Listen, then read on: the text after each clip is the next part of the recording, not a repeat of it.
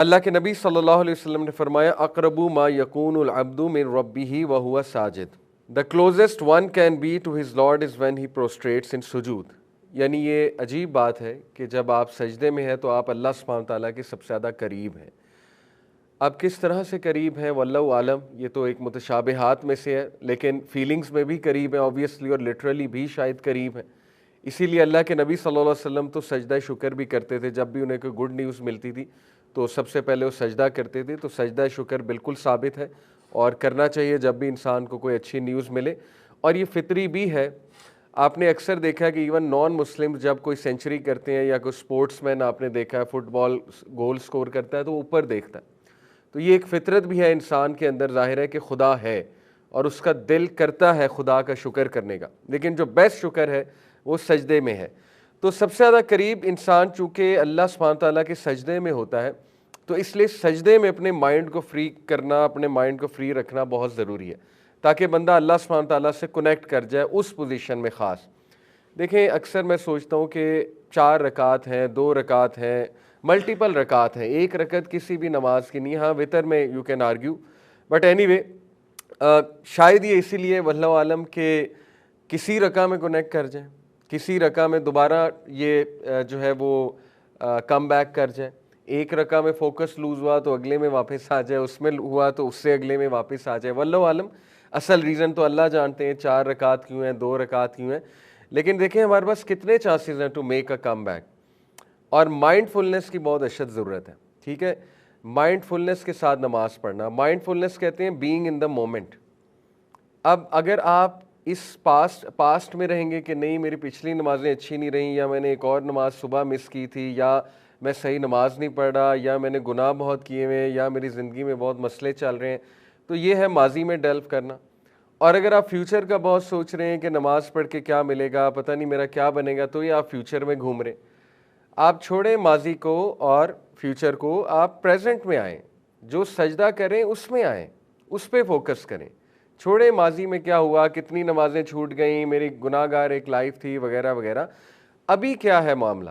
ابن مسعود رضی اللہ عنہ کہتے ہیں کہ ہر نماز ایسے پڑھو جیسے آخری نماز ہے اور اس کے بعد موت آ جائے گی. تو یہ بیسٹ فارمولہ ہے اس نماز میں خشوع و خضوع لانے کا، کہ وہ نماز ایسا سمجھیں کہ یہ آخری نماز ہے، اس کے بعد نماز مجھے پڑھنے کا پتہ نہیں چانس ملے یا نہ ملے. تو یہ جو مائنڈ فلنس کی پریکٹس ہے کہ come back to the moment, be in the moment, moment میں آئیں، نہ پاسٹ میں ماضی میں گھومیں نہ مستقبل میں گھومیں. تو مومنٹ میں جتنا آپ آئیں گے اتنا آپ اپنی ورشپ کو انجوائے کر سکیں گے. ادروائز شیطان آپ کو پریشان کرے گا وسوسے ڈال کے، آپ کے گناہ یاد کروا کے. دیکھیں ٹھیک ہے، گناہ یاد کرنا اور اللہ سے استغفار کرنا نماز میں ایموشنز لا کر، وہ ایک الگ بات ہے. لیکن ان پروڈکٹیو تھاٹس آنا، بلا وجہ کے تھاٹس آنا جس سے آپ کی پریزنٹ کی نماز بھی خراب ہو رہی ہے، یعنی آپ وہ بھی نہیں پڑھ پا رہے، اس میں بھی آپ کو یہی وسوسے آ رہے ہیں کہ یہ نماز پڑھ کے کیا فائدہ، میری زندگی تو ویسی ہی چلے گی، میرے سے گناہ کہاں چھوٹے گا. تو اس کا مطلب ہے کہ آپ مائنڈ فلنس کے ساتھ نماز نہیں پڑھ رہے. تو دیکھیں بہترین موقع مائنڈ فلنس کا ہے سجدے میں جا کے، کہ بندہ سجدے میں ریلیکس ہو، سجدے میں اپنے مائنڈ کو ایمٹی کرے، اپنے آپ کو ٹائم دے سجدے میں جا کے. ٹھیک ہے، کیونکہ سب سے قریب وہ سجدے میں ہے، اور یہ اللہ کے ایٹریبیوٹ وہ اپنے ذہن میں لائے وہ انسان. کیا؟ اللہ تعالیٰ القریب ہے، دا نیئر ون. دیکھیں یہ القریب قرآن میں بے شمار جگہوں پہ آیا، تو 3 مواقع جہاں پر آیا میں آپ کے سامنے رکھتا ہوں. اللہ تعالیٰ کہتے ہیں کہ جب میرے بندے تم سے پوچھیں یا محمد صلی اللہ علیہ وسلم میرے بارے میں، تو پھر انہیں کہو کہ میں قریب ہوں، یعنی میں بہت نیئر ہوں اور میں ان کی دعاؤں کو آنسر کرتا ہوں. ایک تو یہ یہاں پر مینشن ہوا، ٹھیک ہے، فَإِنِّي قریب، کہ میں قریب ہوں. پھر یہ جو آیا ہے سورہ سبا کی آیت نمبر 50، اللہ تعالیٰ نے قریب اور السمیع کو یہاں پر مینشن کیا ہے اپنے ڈفرینٹ ایٹریبیوٹس کو، کہ ود السمیع the all hearing, indeed he is hearing and near, یعنی وہ سننے والا بھی ہے اور بہت قریب بھی ہے. یہ دیکھیں یہ دونوں ایٹریبیوٹس کیوں جمع ہوئے، سننے والا اور قریب؟ کیونکہ ایک بندہ قریب ہے لیکن سن نہیں رہا، تو یہ ایک فالٹ ہے. یا ایک بندہ سن رہا ہے لیکن دور ہے، تو یہ بھی ایک فالٹ ہے. تو اللہ تعالیٰ نے دونوں فالٹس کو ریموو کر دیا انسان کے لیے، کہا کہ میں قریب بھی ہوں اور میں سنتا بھی ہوں. یعنی اللہ تعالیٰ is free of all faults. Allah تعالیٰ سنے گا بھی، آنسر بھی کرے گا، اور اس لیے بھی کیونکہ وہ بہت قریب ہے. اسی طرح ایک اور جگہ سورہ ہود ورس نمبر 61 میں ہے، المجیب کے ساتھ پیرنگ کی ہے اللہ نے اس کی، ٹھیک ہے۔ المجیب کیا ہوتا ہے؟ المجیب ہوتا ہے وہ ہستی جو رسپونڈ کرتی ہے، اجیب سے نکلتا ہے، اجیب الدعوت الداعی اذا دعان۔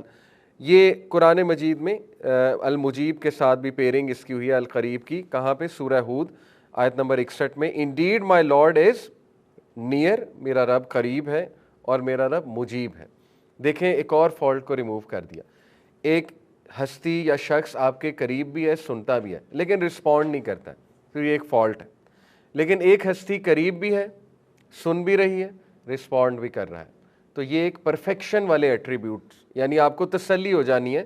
یہ اللہ نے انسان کو تسلی دینے کے لیے اپنے ایٹریبیوٹس کی پیرنگ جب بھی ہوتی ہے تو سمجھ لیں ناموں کی، اللہ کے ناموں کی، تو اس کے پیچھے بڑی حکمت ہوتی ہے۔ اور پیرنگ یوزلی ایسے ناموں کی ہوتی ہے آپس میں جو ایک دوسرے سے انٹر ریلیٹڈ ہیں، جو ایک دوسرے پہ ڈیپینڈنٹ ہوتے ہیں، ٹھیک ہے۔ جیسے یہاں پہ مجیب اور قریب ڈیپینڈنٹ ہے، کیونکہ اگر میں نے آپ کو بتایا ایک چیز قریب ہے لیکن وہ مجیب نہیں ہے، رسپونڈ نہیں کر سکتا آپ کو، تو پھر ظاہر ہے کہ ڈیفیشنسی کے اس میں کیٹیگری میں آئے گا۔ تو اللہ سبحانہ و تعالیٰ نے تمام ڈیفیشنسیز ریموو کر کے انسان کو یہ باور کرایا کہ جب تم مجھے پکارتے ہو، ریسٹ ایشورڈ میں قریب بھی ہوں، سن بھی رہا ہوں اور میں رسپونڈ بھی کروں گا۔ تو یہ انسان کو اس سے خوش ہونا چاہیے، اور یہ تینوں چیزیں، سننا، قریب ہونا، رسپونڈ کرنا، سجدے میں لایا کریں۔ دیکھیں میں نے آپ کو لاسٹ کلاس میں بتایا تھا، نماز میں جب تک جذبات نہیں ہوں گے، ایموشنز نہیں ہوں گے، نماز تگڑی نہیں ہوگی، نماز سے وہ سکون نہیں ملے گا آپ کو، ٹھیک ہے۔ تو وہ کیسے آپ نے جان لانی ہے؟ یہ اللہ کے ایٹریبیوٹس کو ذہن میں لا کے کہ اب میں سجدے میں سب سے قریب ہوں اللہ کے، اور وہ سنے گا جو میری ہوگی سجدے میں، جو میں دعا کروں گا، جو میں اللہ کے سامنے رکھوں گا اپنے دل کی بات، وہ سنے گا، ضرور سنے گا، اور اس کو رسپونڈ بھی کرے گا۔ تو یہ بہت خوبصورت بات ہے۔ ایک صحابی کی سٹوری آتی ہے، الاحناف ابن قیس جو ہے یہ تابعی ہیں۔ تابعی سمجھتے ہیں کون ہوتا ہے؟ جس نے صحابی سے ملاقات کی ہو، ٹھیک ہے، جس نے نبی صلی اللہ علیہ وسلم کو نہ دیکھا ہو لیکن صحابہ کو دیکھا ہو۔ ایک تابعی ہے الاحناف ابن قیس، تو وہ کہتے ہیں کہ مسجد اقصیٰ میں ایک بار میں نماز پڑھی، میں نے عشاء کی، اس کے بعد میں مسجد میں بیٹھ گیا۔ وہ وہاں پہ تھے، فلسطین میں تھے یہ جو ہے الاحناف ابن قیس۔ تو کہتے ہیں مسجد اقصیٰ میں میری ایک شخص پہ نگاہ پڑی جو مسجد میں رک گیا، کافی دیر ذکر کرتا رہا، اور اس کے بعد اس نے کچھ نوافل پڑھے میرے سامنے، تو یہ بھی وہیں بیٹھے ہوئے تھے الاحناف ابن قیس۔ کہتے ہیں کہ اس شخص نے اتنا لمبا سجدہ کیا کہ مجھے لگا فوت ہو گیا۔ تو کہتے ہیں میں نے اسے جا کر ہلایا کیونکہ مجھے ڈر تھا کہ فوت نہ ہو گیا۔ بہرحال وہ اٹھ گیا، تو کہتے ہیں میں سمجھ گیا کہ نہیں یہ لمبا سجدہ کر رہا تھا۔ پھر کہتے ہیں اس نے اتنا لمبا سجدہ کیا کہ مجھے دوبارہ لگا کہ یہ کہیں اس کی روح نہ قبض ہو گئی ہو۔ بہرحال کہتے ہیں کہ جب انہوں نے نماز کنکلوڈ کی تو میں نے ان سے پوچھا کہ یہ اتنا لمبا سجدہ میں نے آج تک کسی کو نہیں کرتے دیکھا ہے، تو یہ کیا معاملہ ہے؟ تو کہتے کہ انہوں نے پھر ایک بات سنائی مجھے، اور بات ایسے آغاز کیا بات کا کہ میرے محبوب نے فرمایا، اور یہ کہہ کر وہ زور و قطار رونے لگے۔ کہتے میں بڑا حیران ہوا، پتہ نہیں اچانک کیا ہوا، رونے کیوں لگے؟ بہرحال چپ ہوئے۔ پھر کہتے ہیں میرے محبوب نے فرمایا، پھر رونے لگ گئے۔ کہتے میں بڑا حیران ہوا، میں نے ان کو کام ڈاؤن کیا کہ آپ کام ڈاؤن ہو جائیں، آپ اپنے ایموشنز کو سنبھالیں، بتائیں مجھے جو بات ہے وہ بتائیں۔ کہتے پھر انہوں نے اپنے آپ کو ذرا کمپوز کیا اور فرمایا کہ میرے محبوب محمد صلی اللہ علیہ وسلم نے فرمایا۔ وہ اس لیے رو رہے تھے کیونکہ نبی صلی اللہ علیہ وسلم کا ذکر تھا کہ لمبے سجدے کرو، اپنے رب کے حضور لمبے سجدے کرو۔ تو وہ اتنا امپریس ہوئے الاحناف ابن قیس، کہتے کہ آپ کون ہیں؟ تو انہوں نے کہا میں ابو ذر غفاری۔ ابو ذر غفاری کا نام آپ نے سنا ہے، بہت نیک اور بہت ہی زہد و تقوی والے صحابی ہیں۔ جب بھی زہد و تقوی کا ذکر آتا ہے تو ابو ذر غفاری کا نام سر فہرست آتا ہے۔ تو وہ اتنا خوش ہوئے کہ کیونکہ وہ مشہور تھے ابو ذر غفاری کہ میری ابو ذر غفاری سے ملاقات ہو گئی۔ ظاہر ہے اس دور میں پکچرز کا دور نہیں تھا تو نہیں پتہ ہوتا تھا لوگوں کو کون کون ہے۔ تو وہ اتنا خوش ہوئے، اتنا امپریس ہوئے، اور انہوں نے ان کے ہاتھ چومے کہ آج اللہ نے آپ سے میری ملاقات بھی کروا دی اور ایک لیسن بھی مجھے اللہ نے دیا آپ کے تھرو۔ تو دیکھیں صحابہ کی یہ نماز ہوتی تھی، اتنا لمبا سجدہ کہ انہیں لگا کہ فوت ہو گئے، سبحان اللہ۔ تو ابن القیم کہتے ہیں، ان کا ایک کوٹ مجھے یاد آ گیا، امام ابن القیم بہت مشہور اسکالر، وہ کہتے ہیں کہ نماز کی جتنی موومنٹس ہیں وہ آپ کو سجدے کے لیے پریپیئر کرنے کے لیے، یعنی مینلی نماز سجدہ ہے، اس سے پہلے کی جتنی بھی موومنٹس ہیں وہ سجدے کو پرفیکٹ کرنے کے لیے ہے، یعنی ایوری تھنگ لیڈس ٹو سجدہ. دس از ہاؤ نماز از ڈیزائن. اس لیے اگر سجدہ ٹھیک نہیں ہے، سجدہ اچھا نہیں ہے، سجدہ انکمپلیٹ ہے، تو آپ کی نماز میں فالٹ ہے، بہت بڑا فالٹ ہے، کیونکہ پچھلی تمام کی تمام چیزیں آپ کو سجدہ کرانے کے لیے. یہ امام ابن القیم کا ویو، اور ایسا ہی ہے، محسوس بھی ایسا ہی ہوتا ہے. ایک سکیری بات، سجدہ کتنا امپورٹنٹ ہے. یہ قرآن کی آیت ہے سورہ قلم کی آیت نمبر 42. اللہ سبحانہ تعالیٰ کہتے ہیں یوم یکشف عن ساق ویدعون الی السجود فلا یستطیعون.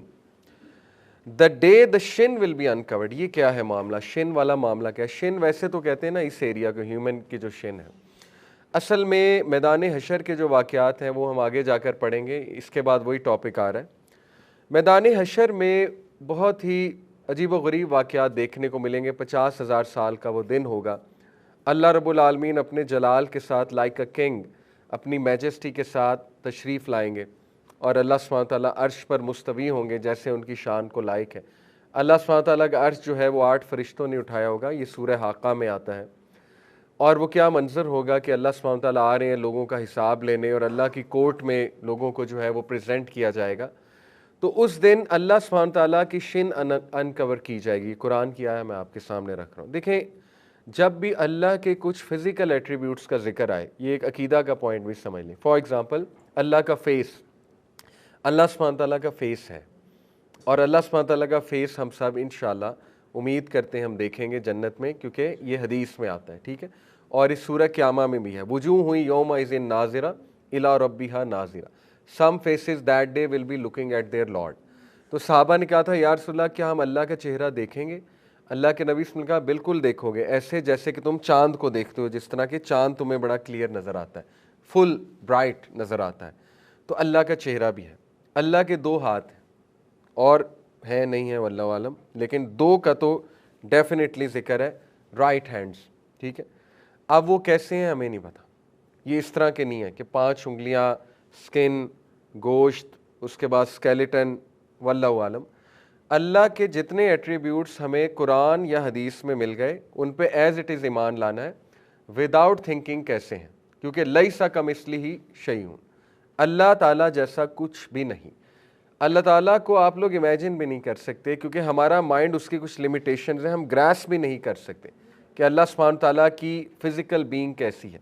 تو اس میں متشابہات میں سے ہے یہ، چونکہ تو متشابہات میں بیسٹ اپروچ یہی ہے کہ ایمان لاؤ، کیونکہ غیب ہے. تو اسی طرح اللہ کی شن کا جو ذکر ہے، ٹھیک ہے، جہاں یہ شن آ رہا ہے، اللہ کے مسکرانے کا ذکر ہے.